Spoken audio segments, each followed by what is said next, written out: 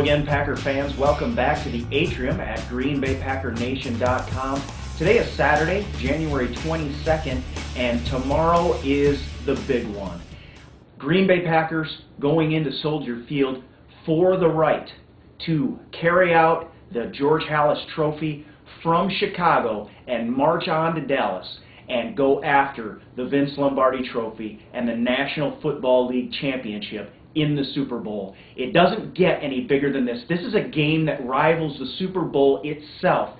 In terms of history of NFL football, this game is huge, ginormous. You've got to make up words to make up how big this game is. This is the Green Bay Packers and the Bears.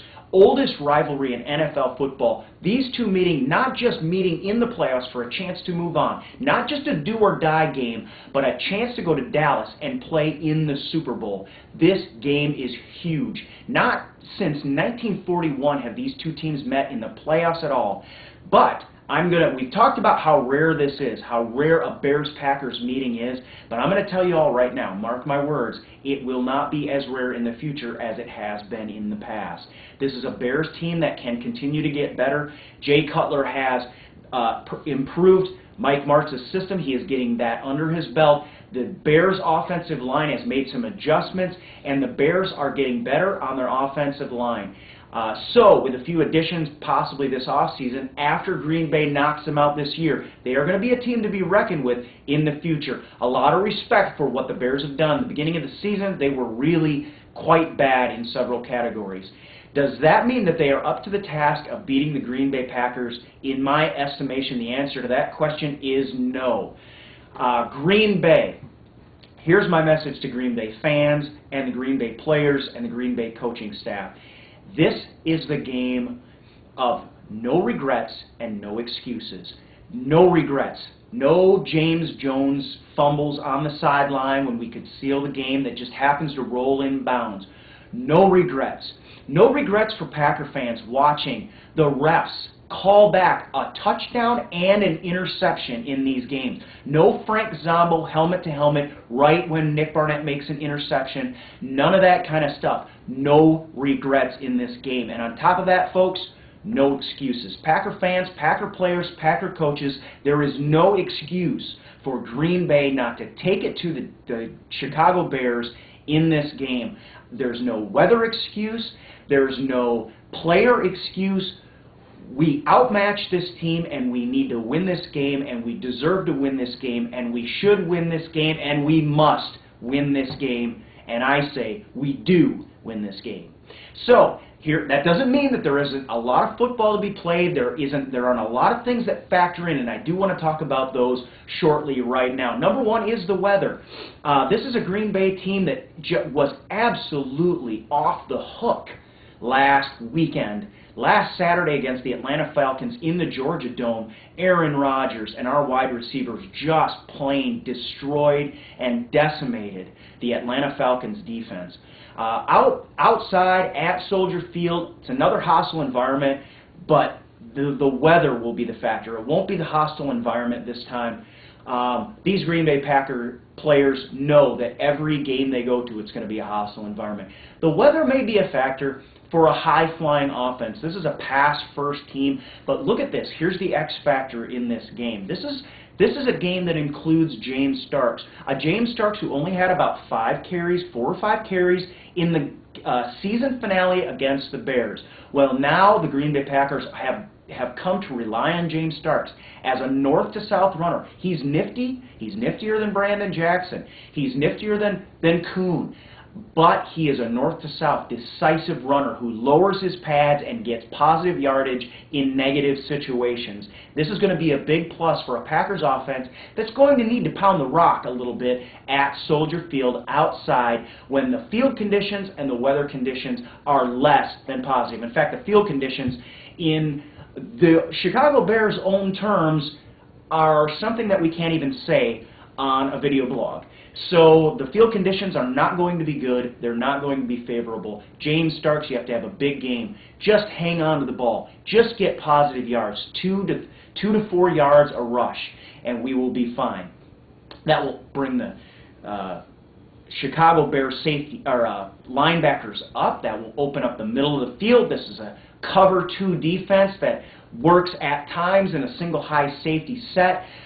This is a Chicago Bears defense that has really become very physical with wide receivers off the line, and that's another thing I want to talk about. Look for Jennings.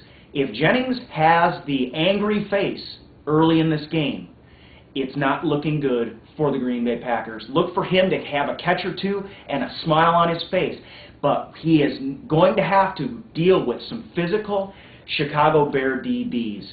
These guys are going to go after us, and we have to punch them in the mouth. This is Greg Jennings that we know is capable of doing that. We expect him to do so. If they want to come up, they are going to be abused deep, and Aaron Rodgers can get him the ball in any weather circumstance. So, Greg Jennings, we're looking for that smiley face.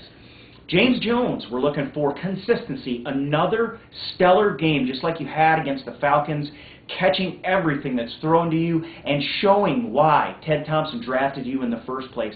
Because when you go up for the ball, defensive backs fall apart. That aggressive style and those strong hands and your ability to remain upright after the catch and even after opponents' tackles, that's the James Jones that we all know and love. We want to see that consistently game in and game out. Donald Driver. Hey, we're just looking for Donald Driver, the guy that's always there, that makes the tough catches, and that is so fleet of foot that you would think he is 27.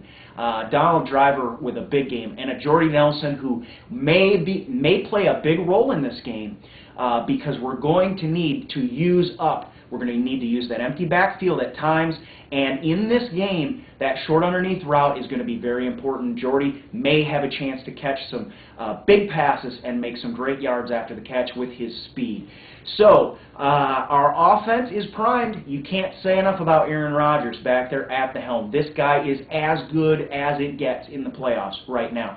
10 touchdowns to 1 interception in his playoff career, and we're looking to add to that against the Chicago Bears on Sunday. Just another fantastic performance. Look for his numbers not to be quite as stellar as the game at the Georgia Dome, partly because of the weather, partly because of the game plan. The game plan is going to have to be a little different this time around. Aaron Rodgers is going to get plenty of time to show the Bears what he does. But it might just be a little bit of a drop-off, just like I expected a little drop-off in Starks' performance between the Eagles game and the Atlanta Falcons game, and that's what we saw. Hey, if Starks gets another 70 yards, if he goes up in 80, if he breaks 100, we win this game. If he gets in the 70 to 80-yard range, we win this game. The Chicago Bears they have to deal with the run first. And this is our chance to show the National Football League that the Green Bay Packers can run the ball against anybody. And that will bode very well for us if we do defeat the Chicago Bears because of the next team that we're going to run into, who I believe is going to end up being the Steelers. But that's for another day. We don't want to get ahead of ourselves. It's all about the Bears right now. So our offense, I think, is primed. There are no excuses for our offense. We match up. We are a better team than their defense. On the other side of the ball, our defense is absolutely running people ragged right now. Last time we played the Bears, 6 sacks on Jay Cutler. I hope to increase that. I hope that we just are unstoppable. B.J. Raji, he was, from the beginning of the season, I have said he is going to be the unheralded hero of this defense because the nose tackle position is where it happens in the 3-4 defense. And when you have a guy who is not just big, not just taking up double teams, but also can get after the quarterback, a guy like B.J. Raji, it is absolutely huge. I was wrong about one thing. B.J. Raji has not been unheralded. He got an interview on Jim Rome is Burning. People are taking notice of just what a fantastic player B.J. Raji is and how much of a difference he makes. And this guy is pumped. He is not holding back. He is ready to go against the Chicago Bears. So look for him. As long as B.J. Raji stays gap sound in the running game, our defense will reach its first objective, and that is to stop Matt Forte. Matt Forte will not be nearly a threat on the ground of the Atlanta team, but Matt Forte is a multiple threat. We have to stop him not only rushing the ball, but we also have to watch for him on screens coming out of the backfield and be very, very solid in that. Matt Forte can take us apart. He can get yards yards out of the backfield.